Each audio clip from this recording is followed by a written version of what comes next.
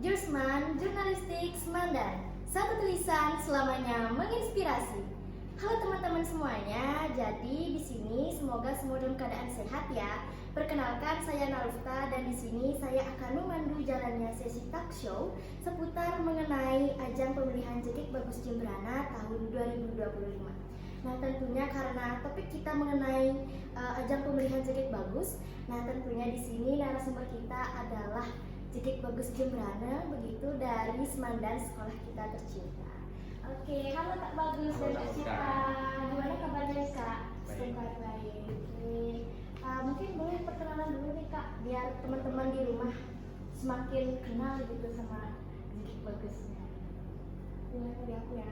Halo Nauta, teman-teman semuanya. Perkenalkan nama saya Nikoma Putri Cipta Dani, akrab disapa Cipta. Saat ini saya sedang duduk di bangku kelas 11B dan Astokara dipercayakan mengemban tugas sebagai runner up 3 JKT Bagus 2025. Oke, halo Kak Cita. Halo Nauta, halo teman-teman. Perkenalkan, nama saya Bagus Putra, akrab disapa dengan nama Bagus atau Putra. Saya saat ini sekarang berada di jenjang kelas 11E dan saya dipercaya untuk mengemban tugas sebagai runner-up 2 Bagus Semandan, Mat Jemberana. Oke, jadi itu dia tadi narasumber kita ya, kehadiran narasumber yang cantik dan juga ganteng gitu ya dari JKT Bagus. Nah kemudian pada talk show kali ini kita akan membahas dan mengulik seperti apa sih itu JKT Bagus dan kemudian bagaimana ajang pemilihannya dari proses awal sampai dengan di tahap grand final gitu. Oke Kak, jadi ya kita nanti aja Kak ya.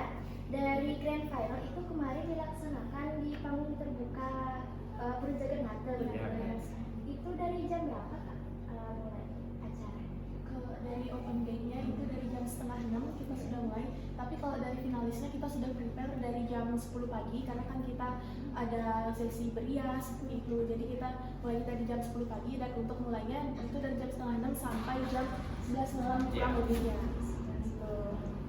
Oke, jadi kita langsung aja ke sesi tanya jawabnya nih Kak ya. Gimana sih Kak perasaannya Kak Bagus sama Kak Cita setelah mengikuti ajang kompetisi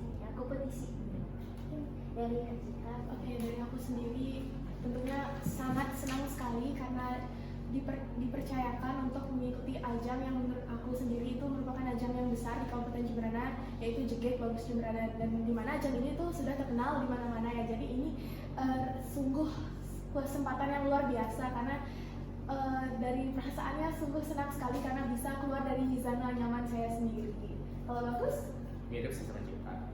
Tentunya senang dan bangga menjadi dan bisa dipercaya oleh pemerintah dan Kabupaten Jemberana sendiri untuk mengemban Jemberana itu sendiri. Itu aja dari saya, sekian. Oke, sebenarnya saya di sini agak deg-degan. Kayak nanti bangga juga bisa kayak ngobrol-ngobrol santai gini bareng JKT Bagus gitu. Oke, nah Kak, sebelum ke tahap grand final kan nggak mungkin ya kita daftar habis itu langsung masuk ke tahap grand final. Nah pasti tentunya itu ada proses-proses atau seleksinya ya Kak sebelum menuju tahap grand final. Mungkin boleh nih diceritain sama teman-teman tahap apa aja sih dari awal sampai menuju grand final. Dari aku sih.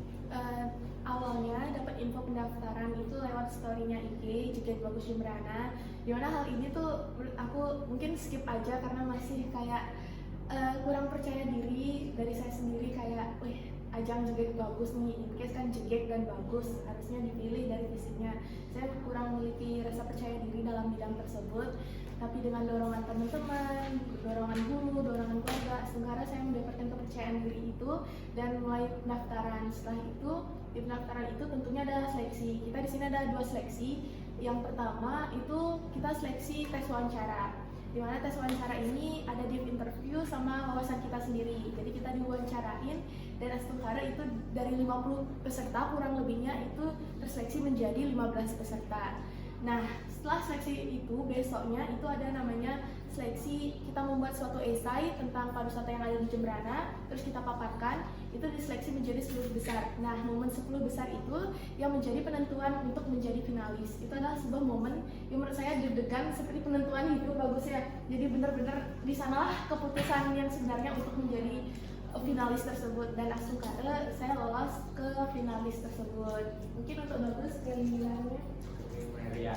Nah, di sana itu ada 5 preliminary kalau nggak salah, dan di mana saya highlight di sini ada bina desa, di mana kita sebagai finalis di Bogor Sembrana itu di sana bisa mengemban tugas setidaknya berkontribusi untuk pariwisata, terkhususnya bidang-bidang pariwisata yang ada di sana, dan kita memilih bina desa itu di Perancang. Waktu itu Kak Bagus sama Kak Cita rasanya jadi satu tim gitu Kak ya? Ya, satu tim. Kita di sektor kuliner. Kita di sektor Di kuliner. mana tuh Kak tempatnya? Masih. Jadi di preliminary untuk bina desa itu dibagi menjadi 5 sektor. Ada sektor UMKM, ada wisata alam, maritim, kuliner, sama apa? Alam ya, alam itu yang menjadi satu. Kak Bagus sama Kak Cita tuh kebetulan juga dapat di kuliner. Iya, benar. Kebetulan satu kelompok Nah, juga. satu kelompok ya. Benar-benar. Oke Kak, nah setelah kan ini prosesnya lumayan panjang ya, dari seleksi, begitu di interview, kemudian ada preliminary, kemudian ada video bina desa, dan sampai akhirnya menuju grand final begitu. Nah selama proses itu menuju grand final, kira-kira ada nggak Kak tantangan yang dihadapi gitu kalau dari Kak Bagus sama Kak Cita sendiri? Mungkin boleh diceritain dari siapa dulu? Dari aku. Kalau soal permasalahan yang dihadapi dalam diri sendiri itu tentunya ada. Kalau di saya sendiri itu masalah penugasan, karena kan di SMA itu belum terbiasa, bukan susah ya teman-teman, tapi kurang terbiasa untuk mendapatkan tugas seperti membuat esai, membuat suatu program, bahkan video promosi itu menurut saya kurang terbiasa. Tapi secara eksternal, lingkungan teman-teman di finalis di Bogor Sembrana semuanya merangkul, kita tidak ada yang namanya kompetisi, semua belajar bersama-sama, semua memberitahu bersama-sama. Jadi itu menurut saya permasalahan internal aja, dan juga membagi waktu, tapi itu semua sudah teratasi karena kita bersama-sama mengerjakannya antar kelompok. Benar Bagus? Yang banget. Kalau aku sih sama kita, tapi aku highlight di sini adalah di time managementnya. Dalam artiannya aku juga kan di sini sebagai siswa, sebagai anak juga di rumah, tentunya time management ini sangat perlu. Jadi di sana bukan suatu tantangan yang memang sulit, tetapi itu adalah tanggung jawab sebagai saya itu sendiri. Jadi mau nggak mau kita harus mempunyai komitmen ataupun tanggung jawab yang besar di sana. Oke, jadi tentunya ya Kak, setiap usaha itu pasti memiliki tantangan gitu ya. Dari Kak Cita dan juga Kak Bagus tuh pasti juga berbeda-beda begitu tantangan. Nah tadi kan Kak Cita menjelaskan tentang prosesnya itu dalam manajemen waktu begitu Kak ya. Nah dari kepadatan kegiatan mungkin selama seleksi, kemudian juga proses belajar mungkin di sekolah, nah itu gimana sih cara Kak Cita dan mungkin juga Kak Bagus untuk membagi waktunya, gitu, manajemen waktunya supaya antara kegiatan di luar sekolah seperti misalnya jadi bagus itu dapat seimbang dengan di sekolah. Itu gimana sih caranya? Kalau saya sendiri, kita pernah berbentur, apalagi waktu itu di SMA Negeri 2 Negara sedang melakukan ulangan sematif akhir semester. Waktu itu kita dapat namanya preliminary table manner. Di sini kita harus menentukan mana yang namanya prioritas, mana yang harus dikesampingkan. Dan di sini ini kan juga menyangkut nama sekolah, dan Asungkara guru-guru di sini mengerti dengan kegiatan kita, sehingga kita diizinkan untuk memilih terlebih dahulu kegiatan Jeged Bogor Sembrana ini. Dan untuk ulangannya itu menyusul bersama Bagus dan adik-adik yang lainnya.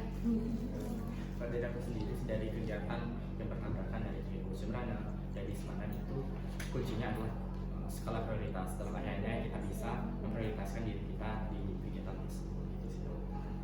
Keren banget ya ternyata teman-teman dari sini, mereka itu mampu buat manajemen waktu, dan itu tuh nggak semua orang bisa buat manajemen waktu begitu Kak ya.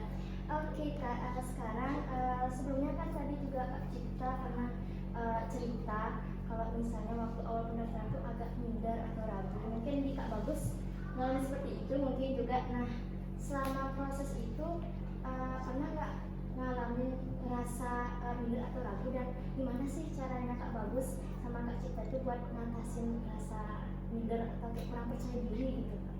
Mungkin dari Kak Bagus atau Kak Cita? Kalau aku sendiri tentunya pernah merasakan titik ketidakpercayaan itu, atau yang dinamain itu insecure.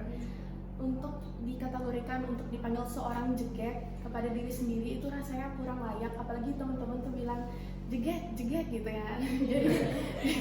Jadi aku tuh sendiri, wah emang pantas aku dipanggil menjadi seorang jeget, rasanya tuh kurang gitu.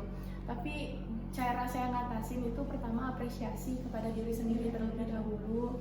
Terus jangan terlalu larut dalam insecure, karena ketika saya insecure itu malah saya melakukan perbaikan diri seperti perbanyak olahraga, ikut kegiatan-kegiatan di luar, karena di Jeget Bagus itu tidak hanya dilihat pada fisiknya tetapi pada kinerja kita bekerja, gimana kita bersosialisasi, gimana kita merangkul anggota satu sama lain. Jadi menurut saya pribadi itu bukanlah sebuah hal yang prioritas. Jadi visi itu bukan hal utama dalam pemilihan Jeget Bagus ini, tapi bagaimana kita mengkondisikan diri kita sendiri, apalagi di setiap diri itu memiliki aura tersendiri yang kita bisa pancarkan. Khusus untuk jeget-jegetnya, mungkin yang punya aura tersendiri boleh dikeluarkan nih lewat kepercayaan dirinya sendiri. Menurut Betul banget.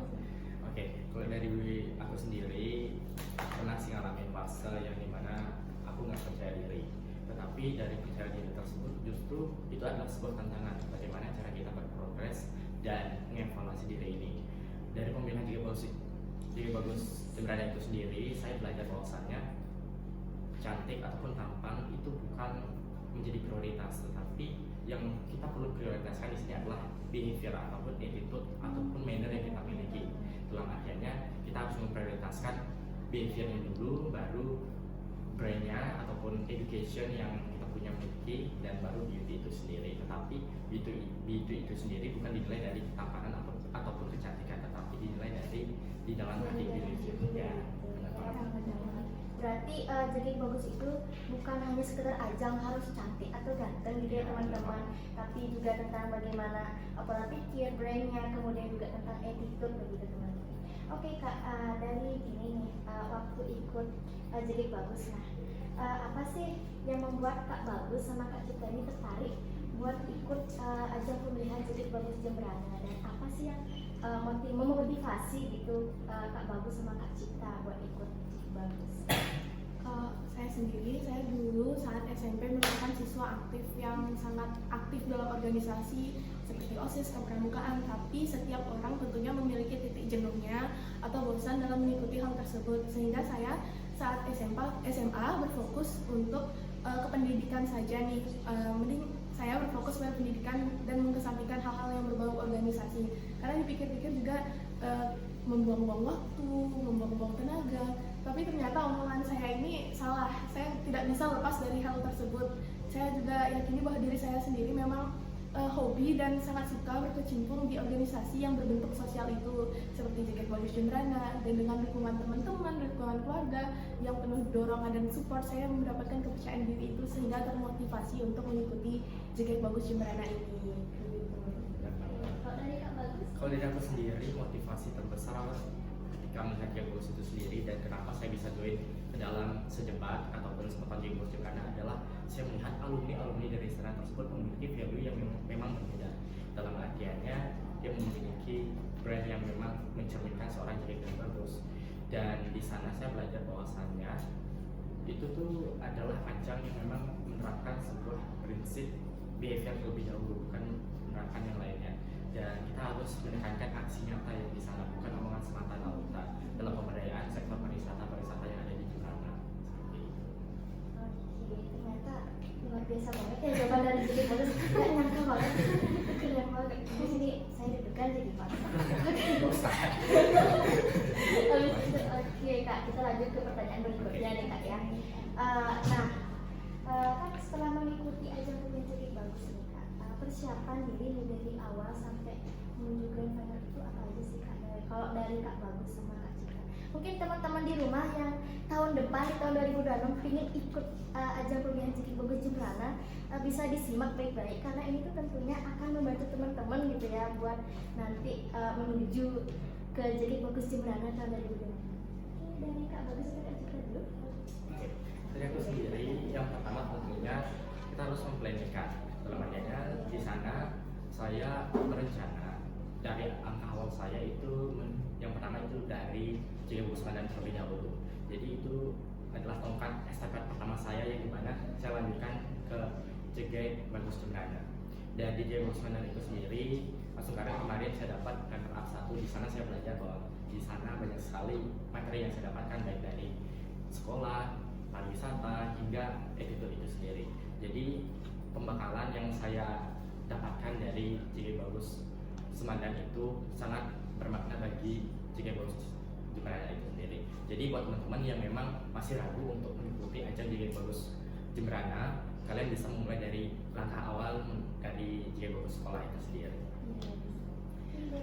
Kalau dari saya sendiri, teman-teman pastinya melihat hasil terlebih dahulu di mana kita tuh langsung menjadi seorang jegek dan bagus. Tidak ya teman-teman, kita sebelumnya, apalagi saya pribadi, itu mengalami banyak kegagalan teman-teman di organisasi apapun itu jenisnya, sehingga saya mendapatkan sebuah titik bahwa saya memiliki kurang keberuntungan gitu. Di sana saya pernah juga yang namanya menyerah. Karena manusia biasa ya, jadi pernah menyerah tentunya, tapi saya tidak terlalu larut. Saya sangat suka yang namanya sebuah tantangan, jadi saya menantang diri saya sendiri lagi buat mencoba ajang kompetisi ini dan belajar dari kesalahan-kesalahan sebelumnya juga. Jadi di sini saya melakukan banyak persiapan, mulai dari kurang untuk kumpul bersama teman-teman dan lebih banyak belajar, lebih banyak menelusuri dan mengeksplor tentang pariwisata-pariwisata yang ada di Jemberana. Dan tentunya dalam ajang JG Bagus Jemberana ini tentunya kita mendapat sebuah pembekalan materi seputaran pariwisata ini dan juga mendapatkan pelatihan seperti tanya jawab. Jadi teman-teman di sini nggak usah takut untuk mengikuti ajang JG Bagus Jemberana ini, karena kita di sini banyak sekali mendapatkan sebuah pelatihan dan juga latihan tanya jawab, mendapatkan pelatihan dari mentor-mentor yang alumni JG Bagus Jemberana sebelumnya. Jadi kita di sini dapat banyak sekali pembelajaran, sehingga nanti di atas panggung ketika kalian mendapat sebuah pertanyaan itu tidak benar-benar ngeblank, karena pertanyaannya itu tidak jauh dari materi-materi yang pariwisata yang ada di Jemberana begitu. Oke, ternyata teman-teman memang benar. Kalau kita pasti manusia pernah mengalami kegagalan gitu Kak ya, tapi kita nggak boleh berlarut-larut gitu dalam kesedihan. Kita kayak terus mikir kok kita gagal terus, tapi kita harus terus mencoba, jangan pantang menyerah, dan ini hadiah. Semangat begitu ya. Oke Kak, nah selama grand final nih Kak ya, kan di situ ada 10 besar finalis JG dan juga bagus Kak ya. Nah tentunya di dalam kompetisi itu kakak mengenal atau ketemu dengan banyak peserta-peserta lain. Nah hal inspiratif apa sih yang Kak Bagus sama Kak Cipta pelajarin dari mereka?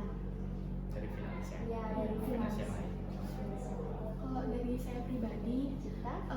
itu saya kira teman-temannya tuh dari jenjang SMA doang, tapi ternyata enggak teman-teman. Kita banyak merangkul teman-teman yang sudah kuliah dari bisa, dari UNUR, dari Postekes, dari ITB, banyak sekali, sehingga kita bisa sharing session apa aja yang sudah mereka lakuin di kuliah. Dan paling penting itu time management mereka. Aku tuh sebenarnya orangnya itu cukup menunda-nunda waktu, tapi melihat teman-teman yang kinerjanya sangat gercep banget, gerak cepet banget, kayak dikasih tugas langsung selesai gitu.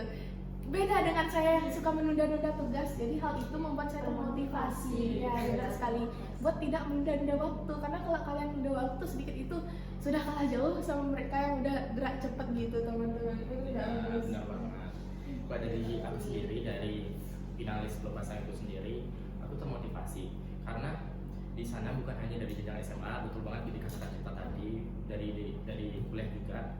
Di sana yang paling jadi inspiratif saya adalah ketika dia time management juga, karena dia bisa pulang dan pergi dari kuliah ke negara, bahkan itu Bandung dan Pasar. Jadi di sana saya cukup sangat mengeksplorasi, serta di sana juga kita belajar untuk merangkul sesama, bahkan dari jenjang-jenjang yang berbeda tersebut. Di sini kita mencoba untuk saling kerjasama untuk di Sempan Bagus Jemberana itu sendiri. Mungkin boleh dulu diminum Kak. Deg-degan. Santai aja. Oke Kak. Nah sekarang kita akan bahas lagi lebih ke tentang budayaan di Jemberana, kan tentunya juga banyak begitu Kak ya. Nah dari sudut pandangnya Kak Bagus dan Kak Cipta juga, nah nilai budaya Bali khususnya di Jemberana nih yang ingin Kak Bagus sama Kak Cipta tuh tunjukkan ke dunia gitu, atau khususnya untuk masyarakat di Jemberana itu tuh apa sih kira-kira? Terus? Oke, dari aku sendiri, aku tuh pengen nunjukin sebenarnya Jemberana itu menjadi hidden gemnya Bali. Dalam artiannya kita sekarang mengetahui Bali ini saat mengalami over tourism, dalam artiannya turis-turis ini berpusat di daerah Bali Selatan, sedangkan di Bali barat ini masih belum terjamah dengan turis-turis itu sendiri. Jadi saya sebagai generasi muda terkhususnya role model di sini tentunya saya ingin menjadikan Jembrana itu hidden gem, bukan over tourismnya Bali, dengan menekankan sebuah prinsip bahwasanya Jembrana itu memiliki destinasi wisata yang belum terjamah serta masih banyak orang yang meremehkan ataupun underestimate. Tentunya di sana kita sebagai generasi muda kita bisa menekankan prinsip 3M, menjaga, melestarikan, dan memperkenalkan. Saya sendiri itu benar banget. Kita di sini kan di Bali khususnya terkenal dengan Bali Selatan yang saat ini sedang over tourism. Kita sendiri juga merasakan bahwa di sini di Bali Selatan itu sudah mengalami kemacetan dan mereka berfokus ke arah modernisasi. Saya ingin menanamkan yang namanya ABAT di Jembrana, yaitu melestarikan agama, budaya, adat, dan tradisi. Jadi di sini menjadi suatu pusat untuk pariwisata dan wisatawan yang datang ke Jembrana untuk tidak mencari gedung-gedung tinggi saja, tapi juga mencari agama, tradisi, budaya yang ada di Jembrana. Apalagi di Jembrana ini kan ada yang namanya Jegok, Makepung, yang tidak ada di kabupaten lain gitu. Menjadi suatu ciri khas Jembrana, apalagi di pintu masuk di Jembrana perbatasan itu ada Makepung, di Tower juga ada Makepung yang sudah menjadi ikonik di Jembrana ini. Jadi saya ingin memperkenalkan hal tersebut karena saya juga melihat hal-hal tersebut dilestarikan banyak oleh golongan tua dibandingkan oleh golongan muda. Kita juga harus menanamkan ada yang namanya rasa malu terhadap budaya-budaya yang sudah hampir punah begitu. Karena banyak sekali anak-anak muda di sini yang berpacu pada media sosial. Saya tidak menyalahkan untuk menggunakan media sosial, tapi juga harus dibarengi dengan kita memperkenalkan budaya kita. Kita harus bangga bahwa Jembrana itu memiliki budaya yang sangat luar biasa sekali begitu, Nalita. Benar banget ya. Jadi untuk melestarikan kebudayaan khususnya di Jembrana yang nggak kalah juga beragam begitu banyak. Nah itu juga penting banget buat anak-anak muda buat melestarikan, jangan sampai lupa sama tradisi khususnya ada di Jembrana. Oke. Nah Kak Bagus dan Kak Cipta, nah Jembrana ini kan dikenal dengan sebutan Tanah Jegok dan Bumi Makepung gitu Kak ya. Nah menurut kakak-kakak nih gimana sih cara terbaik dari Kak Bagus sama Kak Cipta sendiri buat mengenalkan tradisi ini ke generasi muda tanpa menghilangkan nilai budayanya gitu? Atau bisa dibilang kayak mengenalkan tradisi tapi mereka tuh tertarik gitu loh kan sekarang banyak ya kalau kita ketahui generasi muda tuh kayak dia nggak mau belajar seni tradisional gitu karena kayak dibilang kuno lah segala macam gitu. Oke, dari Kak siapa dulu? Kalau aku dari sendiri mungkin kalau Jembrana dengan Tanah Jegoknya gitu ya, kita bisa mengimplementasikan hal ini melewati ekstrakurikuler yang ada di setiap sekolah. Jadi kita harusnya mewajibkan setiap kebudayaan-kebudayaan yang ada di kabupaten untuk ditaruh di ekstrakurikuler. Contohnya di SMA Negeri 2 Negara yang sudah menerapkan ekstrakurikuler khususnya pada Jegok. Jadi anak muda di sini tertarik, apalagi di Bali itu anak muda di sini banyak memiliki jiwa seninya.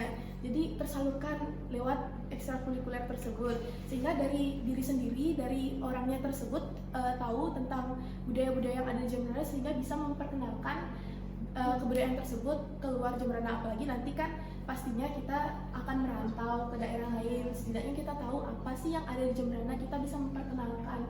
Jadi hal itu sangat memanfaatkan untuk pada diri sendiri dan juga orang lain. Ya, benar banget. Ekstrakurikuler itu penting banget. Nah, kalau dari aku sendiri itu kita mengingat bahwasanya kita sekarang menjadi seorang Gen Z ataupun di era globalisasi yang lekat dengan digitalisasi. Tentunya saat ini kita bisa mengakses internet itu dengan bebas. Jadi dalam hal ini dengan prinsip Tanah Jegok maupun Makepung itu menjadi landasan support kami untuk bisa bersinergi sebagai generasi muda itu sendiri. Nah, lalu apa sih aksi konkret ataupun aksi nyata kita sebagai generasi muda itu sendiri? Kami sudah implementasikan melalui program-program kerja yang sudah kami implementasikan. Salah satunya dari aku sendiri itu adalah dari program kerja yang berlandaskan advokasi contribution of digitalization yang menekankan sebuah branding digital dengan Makepung itu sendiri ataupun Jegok itu sendiri. Terima kasih. Oke, keren banget ternyata bukan hanya kata-kata begitu ya, sini sudah ada program juga dari Kota Jembrana. Jadi prinsipnya aksi nyata. Iya, aksi nyata begitu ya. Aksi nyata. Oke, setelah kita bahas mengenai generasi muda yang tentunya itu harus melestarikan yang namanya seni tradisional begitu. Nah, seperti di Jembrana yang juga kaya akan jego, kemudian juga dengan tradisi mengepung begitu Kak ya. Nah, dalam era digital seperti ini, nah tentu kita tuh bisa manfaatin media sosial dan platform lainnya itu untuk mempromosikan begitu potensi wisata begitu. Nah, kalau dari kakak sendiri, gimana cara yang tepat untuk mempromosikan begitu kebudayaan yang ada di Jembrana begitu, supaya mungkin dunia luar, khususnya di luar Jembrana, kemudian bahkan mungkin lebih luas lagi Indonesia itu mengenal tradisi-tradisi yang ada di Jembrana begitu. Oke, kalau dari Joget Bagusnya sendiri itu yang ada yang namanya video promosi. Jadi di Bina Desa itu kita dibuatkan sebuah video promosi yang akan diupload di YouTube Joget Bagus Jembrana. Ini juga sebuah perlombaan, nanti akan yang namanya dapat penghargaan video terbaik begitu, dan juga video postingan yang disukai paling banyak begitu. Jadi melewati program ini saya yakin dan percaya bahwa hal langkah kecil ini bisa memperkenalkan budaya-budaya dan pariwisata yang ada di Jembrana untuk lebih terkenal lagi. Kalau saya sendiri memiliki inisiatif bagaimana jika kita manfaatkan pelabuhan yang ada di Gilimanuk, di mana ini merupakan akses jalur masuk dan keluarnya pariwisata yang akan datang dan keluarnya ke Jembrana, dengan cara menaruh brosur atau banner ataupun sebuah video mengenai tradisi dan kebudayaan-kebudayaan yang ada di Jembrana. Jadi pariwisata yang akan datang ke Jembrana setidaknya tahu dan tertarik akan datang dan mengenali beberapa pariwisata, kebudayaan, tradisi yang ada di Jembrana. Kita bisa memanfaatkan pelabuhan Gilimanuk tersebut gitu.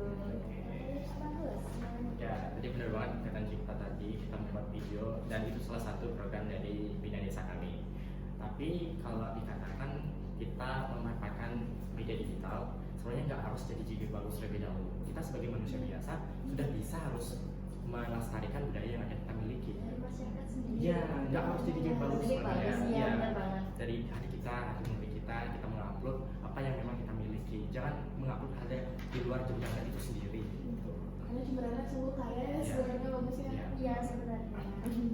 Jadi benar banget, nggak harus dari Joget Bagus Jembrana gitu buat memberi gambaran atau misalnya mengeksplorasi ke dunia mengenai tradisi yang ada di Jembrana, tapi dari kita sendiri, dari siswa, dari masyarakat itu juga bisa, nggak harus dari Joget Bagus begitu. Iya, Kak, kita kan tadi juga bahas tentang tanah jago dan juga mengepung begitu kan. Nah, mengepung ini kan sebuah tradisi di mana kita tuh kerbau. Oke, mungkin dari daerah-daerah di luar Jembrana menganggap ini merupakan suatu kekerasan begitu bagi hewan.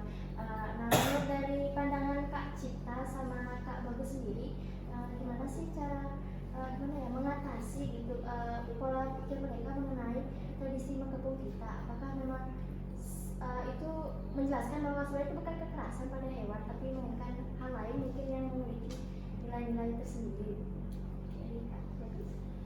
Oke, dari mengepung sendiri kita tahu ya ada mengepung lantai dan mengepung di tanah di atas itu sendiri. Nah, yang sering digunakan adalah tombak ataupun bersih paku-paku di sana, yang dimana dipukul di kerbau itu sendiri. Tetapi saya pernah bertanya kepada orang tua saya yang lebih tua terlebih dahulu, yang dimana ini adalah sebuah tradisi. Kalau kita sudah berbicara tentang tradisi, baik itu menyakiti, tetapi masih ada pengobatannya. Dalam adanya itu udah ada diobati. Ya, benar banget kata Bagus tadi. Yang kita lihat pasti covernya terlihat, oh ini loh penyakitan hewan. Sebenarnya enggak, teman-teman, ini itu sebuah perayaan ketika warga di Jembrana mendapatkan panen besar, terutama pada padi. Jadi kita merayakannya dengan hal tersebut. Sebelumnya kita ketahui bersama, kerbau-kerbau itu diberikan pelayanan yang sungguh luar biasa melalui makanan yang bernutrisi, susu. Pokoknya disayangin banget kerbau itu biar dia tuh kuat layaknya pacuannya. Jadi setelah melakukan pacuan itu namanya ada juga pengobatan melalui kotoran kerbau tersebut. Jadi nanti bakal diobati dan lagi bakal sembuh begitu. Jadi tidak semata-mata langsung disakiti, ya menyakiti, bukan begitu ya teman-teman. Karena kita di sini juga ada yang namanya Trihita Karana ya.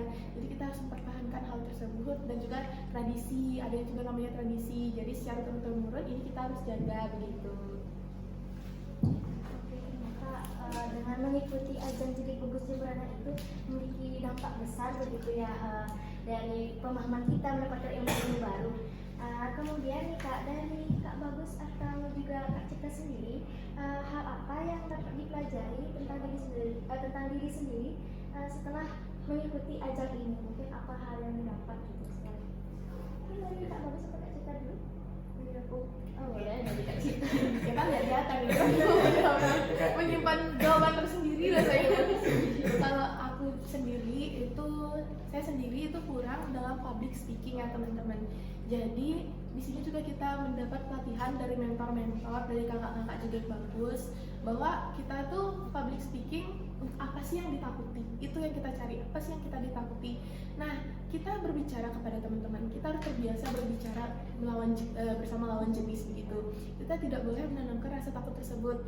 Coba aja kalian praktekkan, misalnya kalian mengantri gitu di suatu toko, coba aja omong atau orang-orang yang ada di sekitar kalian untuk melatih public speaking kalian. Jadi ketika kalian terbiasa dengan hal itu, kalian akan tidak takut lagi gitu, karena kita kan berinteraksi satu sama lain. Jadi untuk apa gitu yang ditakuti?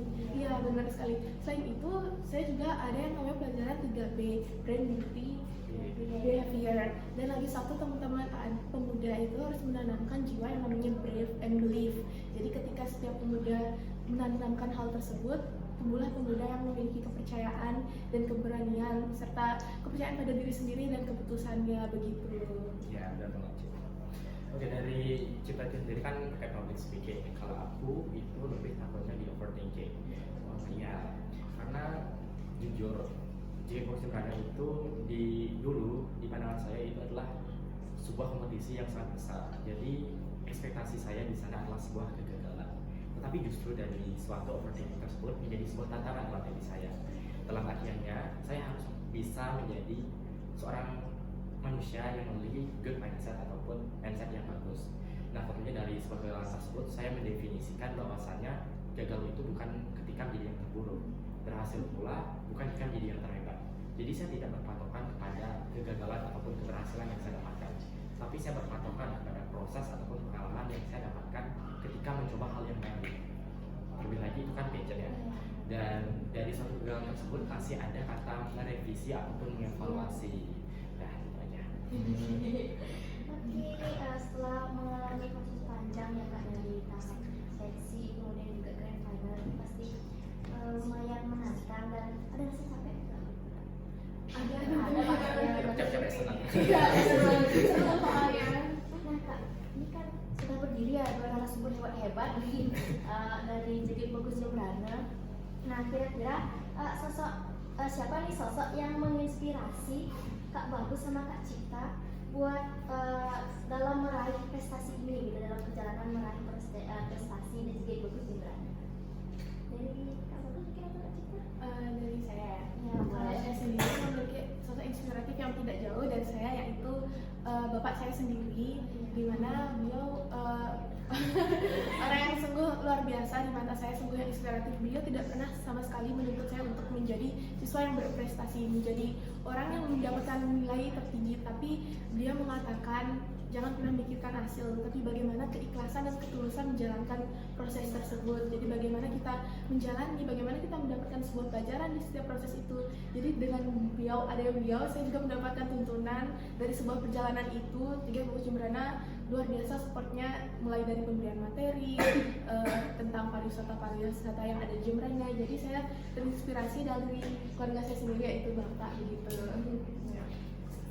Kalau dari aku sendiri, sosok inspiratifnya benar sih dari keluarga, tapi keluarga itu sendiri lebih menjadi supportif aku sendiri ataupun sebagai media support aku sendiri. Jadi ketika aku berjalan pemilihan Jadi Bagus ini, itu sosok inspiratifku adalah Kevin Fastep. Dia adalah sosok aktivism yang dimana dia adalah seorang penerbit buku yang dimana jikalau ada satu buku yang terjual, dia akan menanam satu pohon. Jadi kalau saya memasuki Jadi Bagus ini, saya ingin mengimplementasikan bahwasannya generasi muda itu menekankan sebuah kontribusi segala macam. Dan lalu dari sosok inspiratif tersebut, saya belajar bahwasanya sekecil apapun yang kita implementasikan dari lingkungan itu sendiri, kalau kita bisa mengimplementasikannya hari demi hari itu akan mendapatkan impact yang besar ataupun dampak yang besar bagi kehidupan kita. Oke, terima kasih Domenku, luar biasa banget ya. Ternyata di sini memiliki tokoh inspiratif dari Kak Cita sendiri itu ayahnya begitu. Tadi juga dapat pesan-pesan penting banget buat teman-teman juga kalau kita tuh nggak harus berpatok pada hasil gitu, nggak harus pokoknya hasilnya yang harus bagus gitu, tapi prosesnya itu juga penting gitu, perjalanan dalam menuju hasil gitu. Kemudian dari Kak Bagus juga itu tokoh inspirasinya adalah ke Kevin Foster yang merupakan penerbit buku begitu Kak ya. Nah, di mana menekankan tentang pentingnya kontribusi khususnya remaja begitu Kak ya, seperti kita kepada bisa dibilang kepada kepentingan Jemberana atau lingkup kecilnya itu kepada sekolah terlebih dahulu. Iya, benar sekali. Oke, keren banget. Mungkin minum dulu Kak. Biar jadi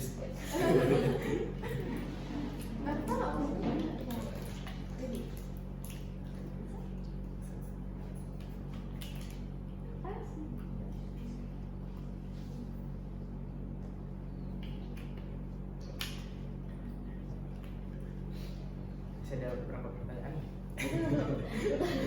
berapa lama nih ya? Aku nggak sabar buat jawabnya. Masih ada beberapa pertanyaan untuk sebelum kita mungkin mengakhiri videonya begitu Kak ya. Nah, setelah tadi kita berbicara tentang gimana tradisi di Jemberana begitu, juga ajang-ajang pemilihannya dari proses awal sampai dengan proses akhir begitu Kak ya. Kalau dari Kak sendiri, nah mungkin pesan-pesannya buat teman-teman di rumah atau untuk memotivasi teman-temannya nih dalam ajang pemilihan jadi guru Jemberana itu gimana sih Kak? Untuk motivasi. Kalau dari saya sendiri, remaja di sini tentunya memiliki rasa yang mager, rasa yang pasti sulit. kadang-kadang Iya mager. bener banget.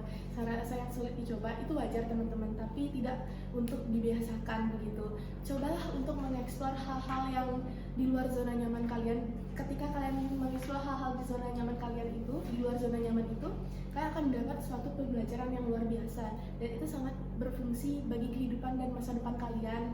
Di baik itu berkeluarga, bersosialisasi ke depannya itu sangat berfungsi banget, apalagi kalian akan bertemu dengan sosok-sosok yang luar biasa di organisasi tersebut, sosok-sosok yang akan menginspirasi kalian dalam kehidupan kalian. Jadi cobalah untuk mengeksplor hal di luar zona nyaman kalian gitu.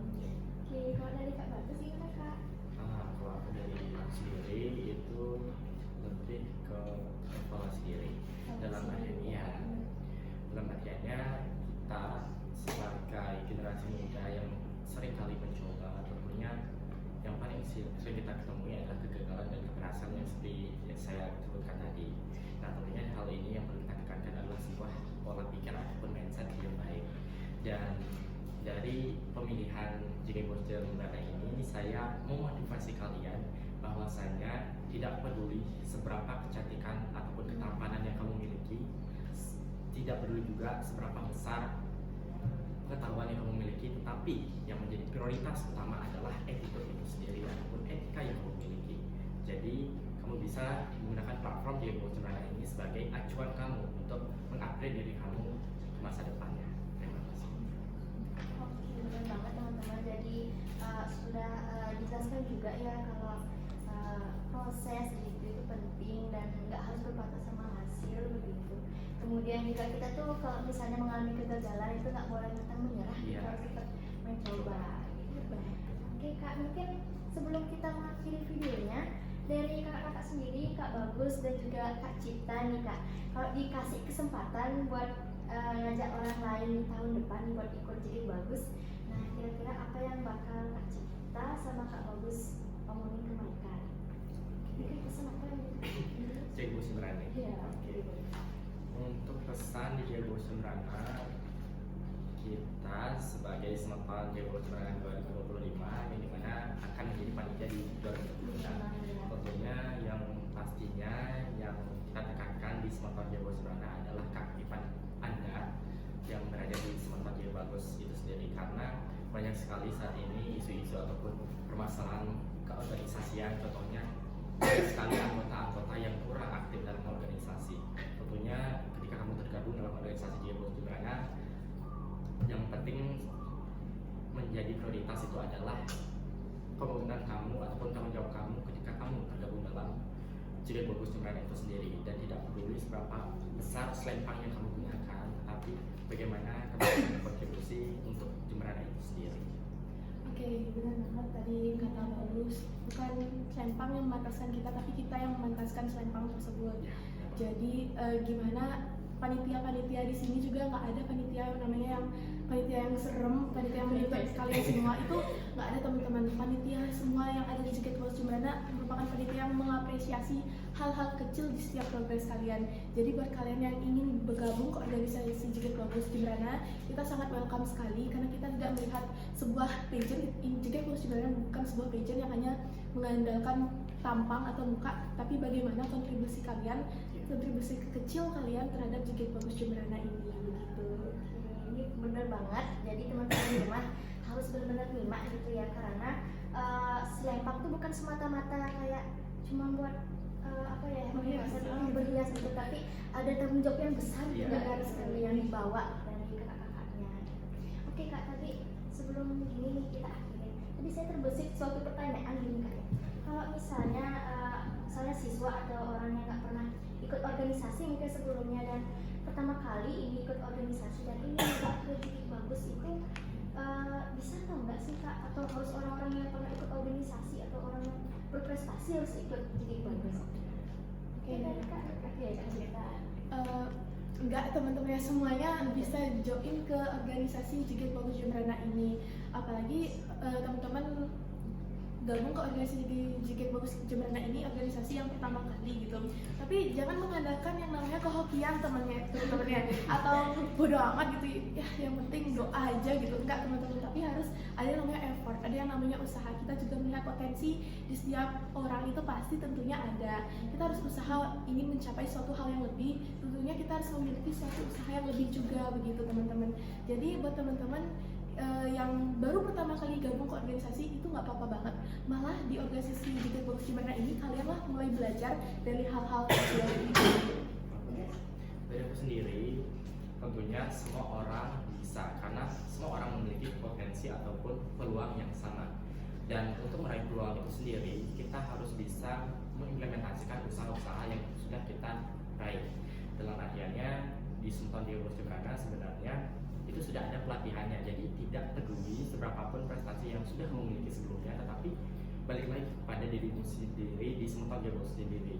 Dalam artiannya dari editor kamu sendiri, tampilan kamu sendiri, itu akan dinilai daripada penilaian-penilaian yang lain. Dan terpilihnya juga itu merupakan kehormatan besar di kami juga ya kita ya. Dan sebuah keberuntungan juga teman-teman. Ya. Job yang besar. Ya. Bener banget teman-teman, jadi yang berarti yang untuk ikut ajang pemilihan Jigit Bagus ini gak harus anak-anak yang sebelumnya mungkin pernah ikut organisasi atau yang harus berprestasi banget, tapi teman-teman yang mungkin mau nyoba bisa juga dari awalnya itu dari Jigit Bagus. Nah tentunya itu juga diperlukan juga effort, bukan hanya dengan doa diserahkan gitu kepada Tuhan gitu, tapi harus ada effortnya juga ya. Oke Kak, mungkin sekian untuk taksub pada kita kali ini. Teman-teman semua jangan lupa like, kemudian share dan juga subscribe, karena tentunya pada Jurus Mantap edisi berikutnya itu kita akan mengundang narasumber-narasumber yang enggak kalah keren sama narasumber kita kali ini. Oke, untuk itu kita akan akhiri sesi Jurus Mantap edisi 1 begitu. Oke, terima kasih sebelumnya Kak Bagus dan juga Kak Cinta untuk ya hampir lama gitu kita dengan Jawa. Seru banget iya. Suatu kebanggaan juga buat saya buat bincang-bincang bareng Jigit Bagus dari Semarang. Itu Jusman Jurnalistik Semandan. Satu tulisan selamanya menginspirasi. Bye. Bye.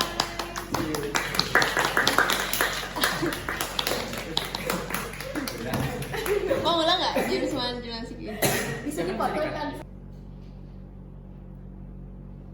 Jusman Jurnalistik Semandan. Satu tulisan selamanya menginspirasi. Bye. Bye.